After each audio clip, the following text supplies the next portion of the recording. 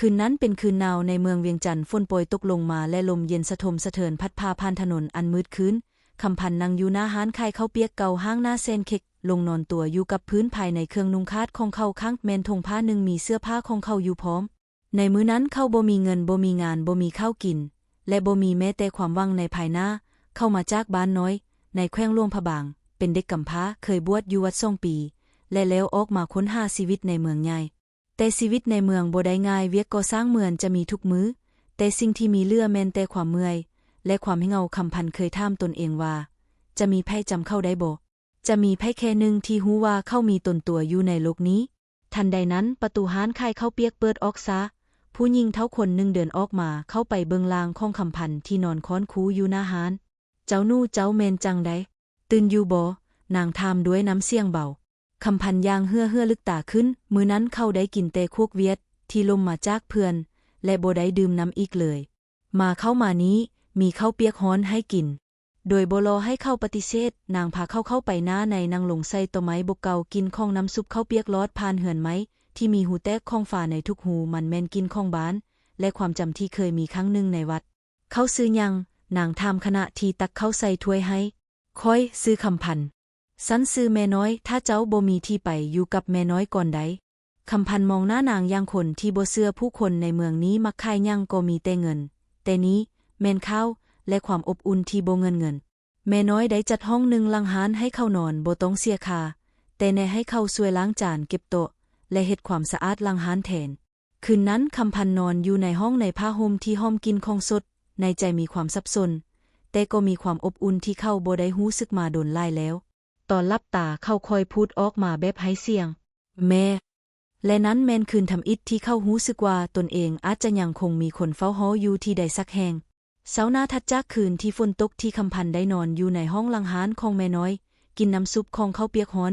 ลอดผ่านหูฟ้าไม้เหลาคอยกระตุ้นให้เขาตื่นขึ้นด้วยความรู้สึกเบาในใจแสงแดดเช้ายามจังว่าพิจิกตกผ่านหูปอนหน้าต่างเฮ็ดให้เห็นฝุ่นขี้เถ้าลอยไปมาเหมือนหูบวาดในอากาศคำพันธ์ลุกขึ้นแล้วเข้าไปหาแม่น้อยที่กำลังลงในการต้มน้ำซุปตื่นแล้วบ่มาช่วยน้อยตัดผักแดแม่น้อยเว้าโดยบ่มองหน้าแต่เสียงเบานั้นเฮ็ดให้ใจคำพันธ์เบาลงเขาหับมีดและแคบผักกาดเข้าขึ้นมามือของเขาบ่เคยตัดผักไล่ไปกว่าการช่วยงานในวัดแต่เขาพยายามเฮ็ดให้ดีแม่น้อยเห็นแล้วหัวใจก็ยิ้มแบบบ่เฮ็ดให้เขาอายบ่เป็นหยังอย่างใดก็ได้ถ้าหัวใจเจ้าบ่บ่มเวลาผ่านไปถึงเวลาเปิดร้านนักเรียนพนักงานและลูกค้าประจำเข้ามาสั่งของกินส่วนใหญ่มักสั่งข้าวเปียกหรือควกเวียดหอมไข่เจ้าแม่ฮู้จักซื้อของลูกค้าแต่ละคนและจดจำได้ว่าแต่ละคนชอบกินแนวใดพี่ซ่อนมื้อนี้ชอบให้ใส่พริกลายแนวบ่แม่น้อยเว้าขณะปรุงแล้วหัวใจลูกค้าก็เป็นหนึ่งอย่างไว้วางใจคำพันธ์สังเกตอยู่ทางมุมหนึ่งและรู้สึกบ่คือกับเป็นแผงพานแต่คือคนหนึ่งในบ้านนี้จนท้ายแม่น้อยเอิ้นให้มาเก็บจานและกวดโต๊ะขณะที่ลูกค้าออกไปอย่างคอยคำพันธ์ได้เรียนรู้การละเอียดและความใส่ใจในแต่ละจานเข้าได้ฝึกตัวเองในการหุ้มใจและรู้จักการอยู่กับคนอื่นโดยบ่รู้สึกว่าเป็นภาระหลังจากร้านปิดแม่น้อยมักใช้เวลาเบาในการทึบเคียนหรือจัดของที่ห้องและคำพันธ์จะช่วยกวดขัวบางคืนเข้าได้ยินแม่น้อยร้องเพลงเบาเป็นเพลงที่เคยได้ยินอยู่วัดและเฮ็ดให้เขารู้สึกคิดฮอดอดีตแบบบ่มีความเจ็บคืนหนึ่งหลังจากช่วยล้างจานแล้วแม่น้อยส่วนเข้านั่งกินข้าวกวนนอนค่อยบ่ได้มีลูกชายสิ่งที่เจ้ามาอยู่กับน้อยมันเฮ็ดให้บ้านนี้บ่เหงาเหมือนเก่านางเว้าอย่างทรงเบียมคำพันธ์ส่งจานเข้าลงแล้วเว้าเบาแม่น้อยมองมาแล้วยิ้มแบบบ่ว่าหยังเพราะในน้ำเสียงนั้นมีทุกความรู้สึกที่คำพันธ์บ่ได้พูดออกมาตั้งแต่นั้นเป็นต้นมาคำพันธ์บ่ได้รู้สึกแปลกหลายอยู่ในโลกนี้อีกบ่ได้มีพ่อมารแม่แท้แต่ความเป็นคนและการได้รับการยอมรับแม่นขึ้นอยู่กับน้ำใจบ่แม่นเลือดเนื้อตั้งแต่วันที่คำพันธ์ได้อยู่กับแม่น้อยในห้านข้าวเปียกน้อยนั้นชีวิตของเขาแม่นอย่างค่อยเปลี่ยนไปบ่แม่นโดยมีเหตุการณ์ใหญ่หรือแสงสีสันแต่แม่นความเป็นไปในทุกมื้อทุกวันที่ให้ความเข้าใจความหมายของชีวิตอีกรูปแบบหนึ่งทุกเช้าแม่น้อยจะตื่นก่อนแล้วลงมาต้มน้ำตัดผักเตรียมข้าวเปียกและของกินหลายอย่างคำพันธ์ก็อยู่ข้างช่วยและเรียนรู้จากการมองและจากความผิดพลาดน้อยที่แม่น้อยคอยแนะนำโดยบ่ใช้ความรุนแรงในตอนแม่น้อยตั้งหน้าห้านคำพันธ์จะได้เห็นคนหลายแบบผ่านไปผ่านมาบางคนอยู่ประจำบางคนเพียงผ่านทางแต่สิ่งหนึ่งที่เขาเห็นคือทุกคนมีเรื่องราวของตนที่บ่คนใดรู้เห็นป้าหนึ่งมาซื้อข้าวเปียกทุกเช้านางคว้าซ้อนในความเงย แล้วก็กลับไปเข้าสงสัยและมาหู้ทีหลังว่านางพื้นใจสูญเสียลูกชายในอุบัติเหตุความเงยนั้นแม่นเกียดเหียบความเจ็บเห็นนักเรียนชายคนหนึ่งสั่งของกินแบบบ่แน่ใจทำท่าตื่นกับคนและจะได้ฮู้ว่าเข้าล้นโรงเรียนพ่อแม่ยังและมานั่งหน้าห้านของแม่น้อยเพื่อรู้สึกว่ายังมีคนเข้าใจคำพันธ์เสียบทอดเห็นสิ่งเหล่านั้นลายขึ้นในทุกมื้อและเขาบ่มีความรู้สึกเป็นเพียงแรงงานหรือคนผ่านทางแต่เป็นส่วนหนึ่งของสิ่งใหญ่กว่าคนเองในคืนหนึ่งคำพันธ์นอนอยู่ในห้องหลังห้านนึกถึงวันเก่าที่อยู่ในวัดและบ่เคยจินตนาการว่าชีวิตจะนำเข้ามาให้อยู่เคืองข้างคนซื้อแม่น้อยในห้านข้าวเปียกเก่าที่ไผผ่านก็เห็นว่าเป็นเพียงห้านน้อยแต่ในใจเข้าแม่นบานเขารู้สึกอย่างหนึ่งความสว่างในใจเข้าแม่นกำลังกลับคืนมาบ่แม่นเพราะได้เงินหรือสิ่งของแต่เป็นเพราะเขาได้ฮู้ว่าความดีสามารถเฮ็ดให้คนเห็นและยอมรับเขาได้บ่ต้องใช้เลือดเนื้อหรือสงสารแม่น้อยเคยกล่าวกับเขาว่าการให้ข้าวแก่คนหิวบ่แม่นการช่วยแบบคนมีบุญแต่แม่นผลทำลาวของชีวิตเป็นความเมตตาขั้นพื้นฐานของคนเพื่อคำพันธ์ความเงยที่มีในห้านน้อยนั้นบ่ได้เฮ็ดให้เขารู้สึกโดดเดี่ยวแต่เป็นพื้นที่ให้กับการเรียนรู้การเฮ็ดความเข้าใจและการได้รู้สึกว่าตนเองมีคุณค่าแท้ลงฤดูฝนมาฮอดแล้วฝนตกทุกมื้อกระทั่งห้านข้าวเปียกของแม่น้อยก็ทึกคนผ่านทางไซเป็นที่ลงฝนชั่วคราวคำพันธ์ยังคงใส่ใจในงานที่เฮ็ดและเรียนรู้ใหม่ในทุกมื้อการมีความรับผิดชอบและทึกให้โอกาสในสิ่งที่บ่เคยได้มีเฮ็ดให้ในใจเข้าเต็มไปด้วยความสว่างและความพยายามที่ให้ข้อแทน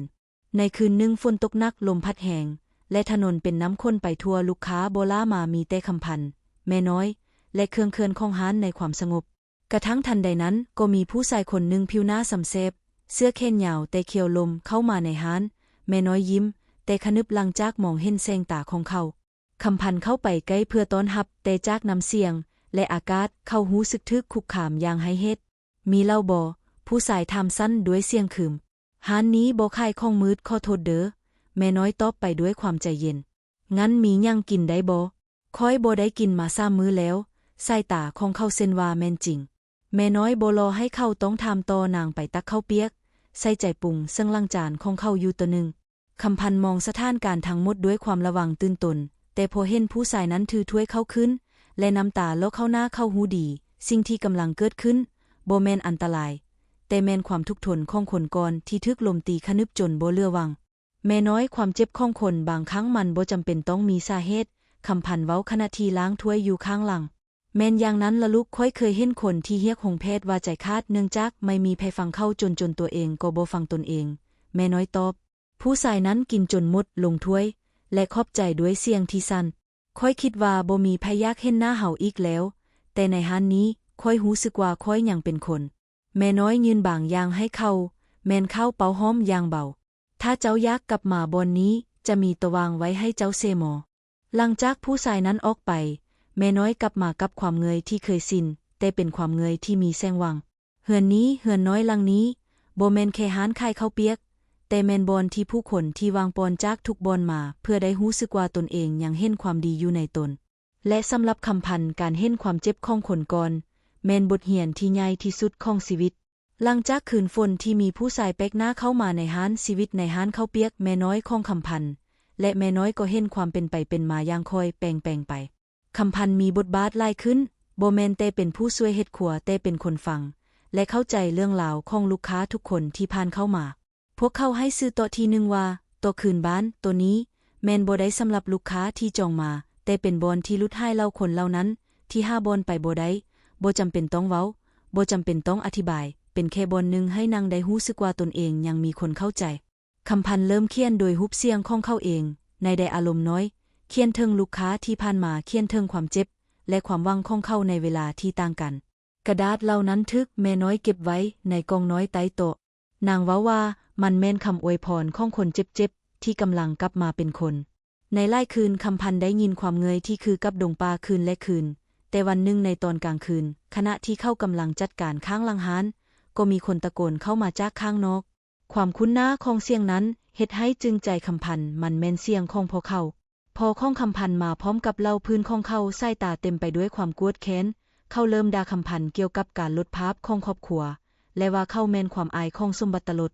แม่น้อยก้าวขึ้นอย่างเบานางมองพอข้องคำพันธ์แล้วเว้าว่าแม่นจริงว่าเขาเคยเป็นภาระแต่บัดนี้เขากำลังเป็นคนในสิ่งที่เขาเฮ็ดเขารับผิดชอบ และเฮ็ดให้คนอื่นยิ้มได้มันบ่แม่นเรื่องของอดีตแต่แม่นการที่ไผเฮ็ดให้วันนี้มีความหมายคำพันธ์บ่ว่ายังเข้ายืนอยู่ข้างหลังแม่น้อยสายตาและน้ำตาแต่ใจแม่นทรงเบียมและเขาเห็นว่านี้แม่นคนที่ฮักเข้าโดยบ่มีเงินไขสุดท้ายพอของเขาเดินออกไปบ่ได้พูดหยังเพียงแต่มองกลับคืนด้วยสายตาที่ปอนลงคืนนั้นแม่นคืนแห่งความจริงความเข้าใจและการให้อภัยคำพันธ์ฮู้ว่าการได้รับการยืนยันจากแม่น้อยแม่นหลายกว่าการได้รับการยอมรับจากโลกภายนอกและมื้อต่อไปเขายิ้มได้แบบบ่ฟื้นอีกต่อไปหลังจากการพบหน้าพอและความกลับคืนของคำพันธ์ต่อความเสื่อมโยงเก่าที่เจ็บปวดทุกอย่างในใจเขาเห็นดูมีแสงสว่างมากขึ้นบ่แม่นเพียงแต่เขาต้องการอยู่รอดอีกต่อไป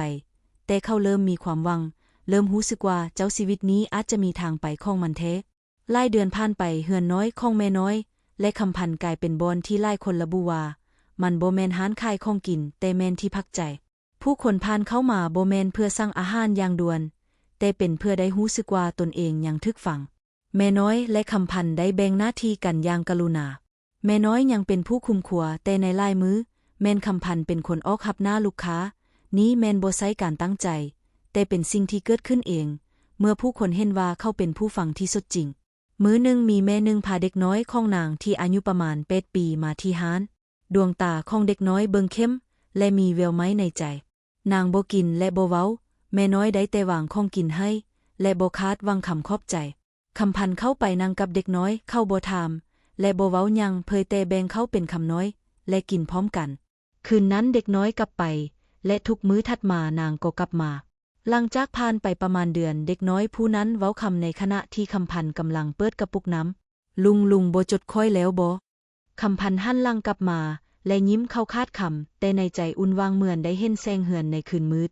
ในคืนนั้นคำพันธ์ได้นั่งอยู่หน้าร้านมองเบิ่งท้องฟ้าและจื้นไปเทิงคำเว้าของแม่น้อยในมื้อแฮกที่เข้ามาคนล้นทางลายบ่ได้คาดแต่เงินแต่คาดคนเข้าใจในขณะนั้นคำพันธ์บ่เข้าใจแท้แต่บัดนี้เขาฮู้แล้วว่าเฮือนที่ยังคงฮ้อบ่แม่นบอนก็อิสระลือฮอบพักแต่เป็นบอนที่ใจคนได้หยุดพักและได้ฮู้ว่าตนเองยังคงมีคุณค่าฤดูร้อนได้เข้ามาอย่างเต็มที่แสงแดดแห้งและบรรยากาศในเมืองแม่นอึดอัดแต่ข้างในร้านข้าวเปียกน้อยของแม่น้อยและคำพันธ์ยังคงเย็นสบายเต็มไปด้วยกลิ่นหอมของซุปและเสียงคนหัวเหือนแบบง่ายแต่มีความหมายในมื้อหนึ่งเมื่อที่ร้านกำลังเปิดแม่น้อยบ่ออกจากห้องนอนเส้นที่คืนใดคำพันธ์เข้าไปเฮียกแต่บ่ได้รับคำตอบเข้าเปิดประตูและเห็นแม่น้อยนอนอยู่ในเครื่องนอนห่างกายเย็นและบ่มีการตอบสนองคำพันธ์ตกใจและฮิบเอาแม่น้อยไปโรงหมอโดยด่วนแผนกสุขภาพแจ้งว่าแม่น้อยแม่นเป็นโรคหัวใจที่ช่วงหนึ่งเคยปวดหนักและนางบ่ได้ไปพบหมอมาดนแล้วเนื่องจากบ่อยากให้คำพันธ์และผู้อื่นเป็นห่วงคำพันธ์นั่งอยู่ห้องคอยเล่าคนป่วยใจเข้าเมือนทึกซบโหมด้วยความกดดันและกวางเปาพอลดตัดสินใจที่จะลดการกดขี่จากครอบครัวเขาได้พบผู้หญิงคนหนึ่งที่ให้ทุกอย่างบ่เคยห้องคอและบ่เคยทวงทานแต่ตอนนี้นางก็จะจากเข้าไปแล้วลึกหลังจากผ่านไป2 มื้อแม่น้อยจึงฟื้นและได้เข้ามานอนพักอยู่ในเฮือนแต่แพทย์ได้แนะนำให้พักผ่อนหลายและอย่าใส่ใจหลายจนเกินไปคำพันธ์อยู่เคียงข้างและใช้เวลาในทุกมื้อเพื่อดูแลร้านและความพยายามที่ของเขาได้เฮ็ดให้ผู้คนเห็นใจแม่น้อยเบิ่งคำพันธ์ด้วยความภูมิใจนางเว้าด้วยเสียงซาว่าเจ้าเฮ็ดได้แล้วบ่ใส่แค่ผู้ช่วยครัวแต่เจ้าแม่นเป็นใจของร้านแห่งนี้คำพันธ์ยิ้มทางน้ำตาในใจเข้าแน่นฟังดังเสียงของแม่ที่ในชีวิตนี้บ่เคยมีในคืนนั้นในขณะที่แม่น้อยหลับไปด้วยหญ้าประจำคำพันธ์ได้นั่งอยู่หน้าโต๊ะปลุกเขาและเขียนข้อความใส่กระดาษแผ่นน้อยหนึ่งว่าร้านนี้จะยังเปิดในทุกมื้อเพื่อผู้คนที่บ่ฮู้จะไปใส่เพราะค่อยเคยเป็นคนนั้นและแม่น้อยได้ให้บอนให้ค่อยยืนค่อยจะไว้บอนนี้ให้คนอื่นบ้างหลังจากเวลาพักฟื้นของแม่น้อยผ่านไปได้ประมาณเดือนหนึ่งสภาพของนางแม่นเห็นได้ว่าอ่อนโยนลงและบ่สามารถเฮ็ดเวียกหนักได้เหมือนเก่าแม่น้อยจึงตัดสินใจให้คำพันธ์เป็นคนคุมร้านแบบเต็มตัวส่วนนางก็จะเฮ็ดแต่งานเบาในส่วนขั้นต้นแต่ในวันหนึ่งตอนเช้ามีคนที่ขับรถลู่และแต่งตัวโดดเข้ามาในร้านผู้ชายคนนั้นสวมเสื้อแขนยาวขาวสะอาดมีใบหน้าคุ้นตาของคำพันธ์แต่มันผิดพลาดบ่เคยเห็นอยู่ในบอนนี้มาดนแล้ว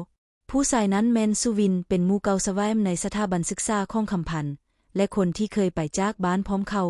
แต่ตอนนี้เข้ากลับมาพร้อมกับสุขลาภและกวางวงจรสังคมที่สูงกว่าเก่าหลายคำพันธ์เข้าบ่เชื่อว่ามาพบเจ้าอยู่บอนนี้เฮ็ดหานขายข้าวเปียกแทบ่สุวินเว้าด้วยเสียงมื่นลงลมแต่คำพันธ์ยิ้มด้วยน้ำใจ และตอบกลับอย่างถ่อมตัวแม่นแต่ร้านนี้บ่แม่นแค่ขายของกินแม่นบ่อนที่ใจคนได้พักผ่อนสุวินเบิงหลังจากการกลับมาของสุวินบรรยากาศในร้านข้าวเปียกของแม่น้อยและคำพันธ์ก็แปลงไปอย่างบ่อาจเลือนได้ความสว่างของชีวิตใหม่ที่สุวินเอามาด้วยคล้ายเหมือนสลองใจของคำพันธ์แต่พร้อมกันนั้นมันก็สร้างคำถามในใจเข้าหลายกว่าที่เคยเป็นมาสุวินมีความหวังที่จะดึงคำพันธ์ออกจากชีวิตน้อยและพาไปเฮ็ดเวียกกับเขาในกองการพัฒนาขนาดใหญ่ของต่างประเทศให้คำพันธ์มีโอกาสได้เรียนได้ใช้ความสามารถและได้กลับคืนมาเป็นส่วนหนึ่งของสังคมอีกครั้งเจ้าเฮ็ดเวียกอยู่นี้ไปจนใดก็บ่มีไผเห็นบ่มีไผยอมรับว่าเจ้าเป็นผู้ใดมากับค่อยจะสร้างเส้นทางให้เจ้าใหม่คำพันธ์ฟังด้วยใจที่สับสนแต่พวกเขาบ่ได้คนเก่าอีกแล้วความเจ็บปวดและความรู้สึกสูญเสียที่เขาได้พบในอดีตได้สร้างให้เขาเข้มแข็งและรู้ว่าความหมายของชีวิตคือการได้อยู่ในบ่อนที่เฮาได้ให้ความรักและได้ให้ตนเองกับคนที่ให้โอกาสเฮาแท้ในคืนนั้นขณะที่แม่น้อยนอนอยู่อย่างเมื่อยล้าจากการเข้ามอคำพันธ์นั่งจงอยู่หน้าบ้านกับคำถามในใจเขาควรเลือกอนาคตหรือควรรักษาบ่อนนี้ที่เคยให้โอกาสเขาในใจของเขาลายรูปของแม่น้อยและเด็กน้อยที่มากินข้าวเป็นจำและสายตาของลูกค้าหลายคนที่มาเข้าในร้านผ่านหัวใจเข้าไปอย่างเบาแม่น้อยบ่เคยหวังว่าคำพันธ์จะอยู่หรือจะไปแต่นางให้โอกาสให้เขาเฮ็ดใจและเป็นคนใหม่ด้วยตนเองตอนเช้าคำพันธ์เข้าไปหาสุวินในคาเฟ่ต้นเมืองและกล่าวกับเขาด้วยน้ำเสียงที่ทรงเบียมแต่แน่นอนขอขอบใจเด้อสุวินที่จะเปิดทางให้ค่อยแต่ค่อยขอเลือกเหือนนี้เพราะบอนนี้มันเฮ็ดให้ค่อยหูว่าค่อยแม่นไผสุวินมองเข้าด้วยความนิ่งและบ่ตอบคืนทันทีในสายตาของสุวินแม่นมีทั้งความเสียใจและความเข้าใจถ้างั้นขอให้เจ้ารักษาบอนนี้ให้ดีเฮ็ดให้มันเป็นบอนที่ผู้คนมาแล้วฮู้ว่าความมีน้ำใจยังบ่ตายไปจากนั้นสุวินยกถ้วยกาแฟและยิ้มยมให้ก่อนจะเดินออกจากร้านคำพันธ์มองตามหลังของเขาและฮู้ว่าความเลือกของเขาเป็นสิ่งที่ถูกต้องแม้นถึงขณะนั้นมันจะมีความเสียใจอยู่ในใจบ้างก็ตามแต่ในคืนนั้นเขากลับมาเฮือนน้อยของตนที่ชื่อว่าบอนที่ใจได้ยืนและคอยจัดกระดาษเก่าขึ้นมาอ่านอีกครั้งคำเว้าของลูกค้าแต่ละคนความเจ็บปวดและความหวังที่พวกเขาเคยฝากไว้แม้นเหมือนไฟน้อยที่ช่วยเฮ็ดให้ใจของเขามีแสงในคืนมืดอีกครั้งผ่านไปหลายเดือนตั้งแต่วันที่คำพันธ์เลือกที่จะอยู่ต่อในบ่อนเก่าแห่งนี้และบ่ได้ไปกับสุวินชีวิตในร้านข้าวเปียกแม้นบ่ได้วานลึงเส้นนิยายแต่มันเป็นความเป็นจริงที่มีความเจ็บปวดความเล่าความยินดีและความหวังปะปนกันแม่น้อยแม้นสุขภาพค่อยลงและบ่สามารถยืนเฮ็ดงานได้เหมือนเก่า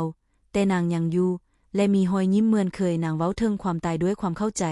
และยอมรับว่าเวลาของทุกคนจะมาถึงแต่สิ่งที่สำคัญแม่นในเวลาที่อยู่ด้วยกันเฮาได้เฮ็ดหยังไว้ให้โลกใบนี้คำพันธ์ได้เรียนรู้จากแม่น้อยทุกวันบ่แม่นเรื่องการปรุงอาหารหรือการบริหารร้านแต่แม่นการเข้าใจคนเข้าใจจิตใจและรับฟังโลกในแบบที่บ่เคยรับฟังมาก่อนเวลาผ่านไปผู้คนรู้จักร้านนี้หลายขึ้นเพราะบ่ใช่แค่กลิ่นหอมของข้าวเปียกแต่เป็นความสดใจและสายตาของคำพันธ์ที่เหมือนกับคนที่เข้าใจความเจ็บปวดของคนอื่นแม่นแนวใดในมื้อหนึ่งมีผู้ศึกษาจากมหาวิทยาลัยมาสัมภาษณ์และเขียนลงนิตยสารเกี่ยวกับคำพันธ์เข้าได้กลายเป็นภูมิใจของชุมชนที่เคยบ่มีไผสนใจข้อความในนิตยสารเท่านั้นได้ปนเสียงไปถึงคนที่คำพันธ์เคยเว้าว่าได้เข้าไปสู่โลกของพวกเขาบ่ได้แม้เขาได้อ่านข่าวนั้นและในมื้อหนึ่งก็มาปรากฏตัวอยู่หน้าร้านน้ำตาไหลเมื่อเขายืนให้ข้าวหนึ่งจากเมืองบ้านและได้กว่าแม่ค่อยมาแล้วแม่ของคำพันธ์ได้กวดความคิดตนเองหลังจากได้อ่านว่าลูกชายของนางได้ใส่ใจคนอื่นแบบใดและได้รู้จักการต่อสู้กับตนเองแนวใดความสนทนาในคืนนั้นลายเลี้ยงกันไปอย่างเบาความเจ็บปวดในอดีตทึกปุยปลดและกลายเป็นเพียงความจืดจำคำพันธ์ได้กว่าในใจว่า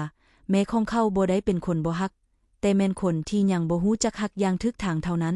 เคลื่อนไหวนี้ได้กลายเป็นจุดมุ่นของชีวิตและคำพันธ์ได้เห็นชัดแล้วว่าความหวังบ่ได้แม่นการทึกช่วยโดยภัยแต่แม่นการลุกขึ้นด้วยตนเอง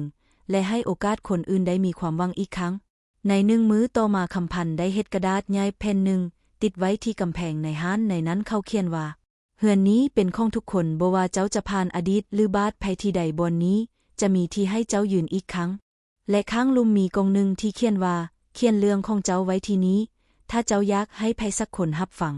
กระดาษใบเล็กเขียนว่าค่อยเคยคิดว่าบ่มีไผจำค่อยได้แต่เวลาค่อยเข้าห้านนี้ค่อยเห็นว่าความเล่าของค่อยยังมีค่าและกระดาษอื่นตามมาต่อเนื่องกองนั้นเต็มไปด้วยความจริงและความรู้สึกของคนจำนวนหนึ่ง ที่เคยคิดว่าพวกเขาบ่มีบนยืนเสียงหัวเหือนและส่งขวัญจากขัวแบบเก่ายังคงมีแต่ในวันนี้มันมีความหมายใหม่มัน